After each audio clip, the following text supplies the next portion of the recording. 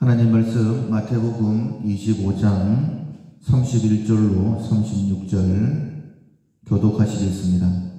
인자가 자기 영광으로 모든 천사와 함께 올 때에 자기 영광의 보좌에 앉으리니 모든 민족을 그 앞에 모으고 각각 구분하기를 목자가 양과 염소를 구분하는 것 같이 하여 양은 그 오른편에 염소는 왼편에 두리라. 그때에 임금이 그 오른편에 있는 자들에게 이르시되 내 아버지께 복 받을 자들이여 나와 창세로부터 너희를 위하여 예비된 나라를 상속받으라. 내가 줄일 때에 너희가 먹을 것을 주었고 목마를 때에 마시게 하였고 나그네 되었을 때에 영접하였고 헐벗었을 때에 옷을 입혔고 병들었을 때에 돌보았고 옥에 갇혔을 때에 와서 보았느니라. 아멘. 상처를 치유한다라는 제목으로 우리 마지막 실천상 함께 나누도록 하겠습니다. 9월 우리가 훈련하고 있는 품성은 긍휼입니다. 다른 사람의 회복을 위해 내가 희생하는 품성입니다. 한 달 동안 우리가 훈련을 했고 이제 익숙해졌습니다. 그런데 아는 것도 중요하지만은 그러나 행함이 없는 것은 아무것도 아니다. 행함이 더 중요하다라고 우리는 알고 있습니다. 회복이 필요한 사람을 내게 보내주셨을 때에 그것이 기회인 줄로 알고 붙잡을 수 있는 지혜가 우리 가운데 있어야 됩니다. 하나님께서 누군가에 대한 어떤 마음, 감동을 주셨을 때에 할 수 있는 최선을 다하는 것, 그것이 지혜입니다. 또한 그것이 믿음이다 라고 말씀드릴 수 있어요. 하나님께서 기뻐하시는 믿음은 하나님이 계시는 것을 믿는 것이고 또한 하나님을 찾는 자들에게 상 주시는 이심을 믿는 것, 그것이 하나님 찾으시는 믿음이다라고 말씀을 하셨죠. 특별히 야고보서 2장에 보면 긍휼을 베푸는 자는 긍휼을 베풀지 않는 자는 긍휼 없는 심판이 있고 긍휼을 베푸는 자는 심판을 이기고 자랑한다 라고 그렇게 말씀을 하셨습니다. 히브리서 9장 27절에 보면 한번 죽는 것은 사람에게 정한 것이요 그 후에는 심판이 있다 라고 말씀하셨는데 이 심판을 이기는 것이 긍휼이다 라고 그렇게 말씀하신 것이죠. 그래서 이 긍휼이라는 것은 해도 되고 안 해도 되고 하는 그런 선택적인 상황이 아니라 반드시 살기 위해서 반드시 해야 될 일이다 라고 말씀드릴 수 있습니다. 영생이냐 생명이냐 영벌이냐의 심판의 문제이기 때문입니다. 우리는 예수님을 믿는 사람들이죠. 왜 예수님을 믿느냐? 그것은 구원받기 위함입니다. 이 땅에서 조금의 유익된 그런 삶이 아니라 영원한 천국에 들어가기 위해서 예수님을 믿는 것이죠. 누가 구원받은 사람이냐?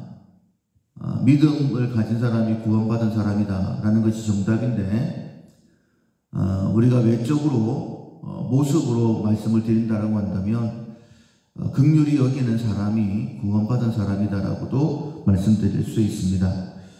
오늘 본문에 예수님께서 비유로 말씀을 하십니다. 예수님께서 영광의 보좌에 앉으실 때에 모든 민족을 예수님 앞에 불러 모으십니다. 그리고는 구분을 하시는데 32절에 보면 목자가 양과 염소를 구분하는 것 같이 구분하신다 라고 말씀하십니다. 양은 오른편에 염소는 왼편에 양들은 오른편에 두게 되어지는데 이 양들이 천국에 들어간다 라고 말씀을 하시죠. 그런데 뭐라고 말씀하시냐면 이 오른편에 있는 양들에 대해서 34절에 보면 그 오른편에 있는 자들에게 이르시되 내 아버지께 복 받을 자들이여 나와 창세로부터 너희를 위하여 예비된 나라를 상속받으라. 복 받을 자들이다라고 말씀을 하십니다. 예수 믿는 것 자체가 복이죠. 그런데 복 받을 남은 복이 있다라고 말씀하시는데 그 복을 뭐라고 말씀하시느냐? 하나님께서 예비된 나라다라고 그렇게 말씀을 하시죠. 근데 이 양들에 대하여 이렇게 말씀을 하십니다.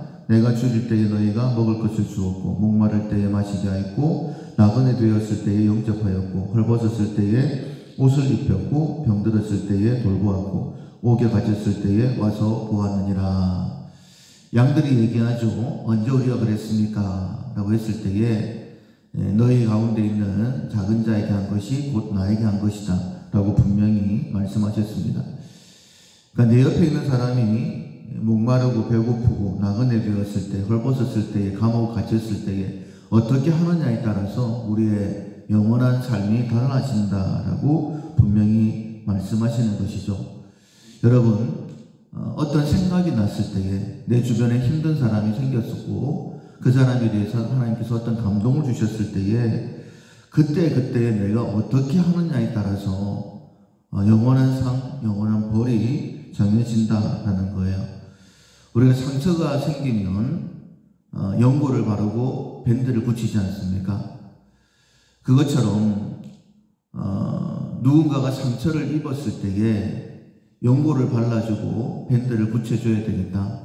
배고프면 먹을 것을 주고, 그리고 헐벗었으면 입을 것을 주고, 갇혔으면 돌아봐 주고, 하나님께서 내 마음에 감동을 주시는 대로 그때 어떻게 하느냐에 따라서 내 영원한 삶이 달라진다는 거예요.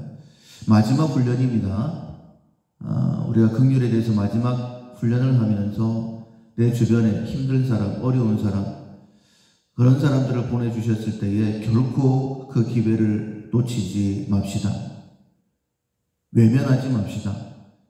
그 사람들의 힘듦을 그냥 외면해버리면 하나님께서 긍휼 없는 심판만 우리 앞에 있다라고 분명히 말씀하셨어요.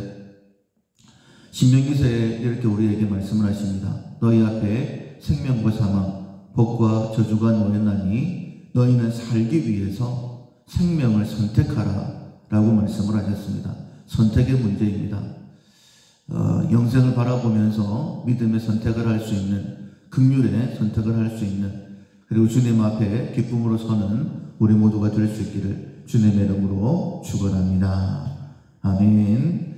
찬송가 465장 주 믿는 나 위에 465장 찬양하시겠습니다.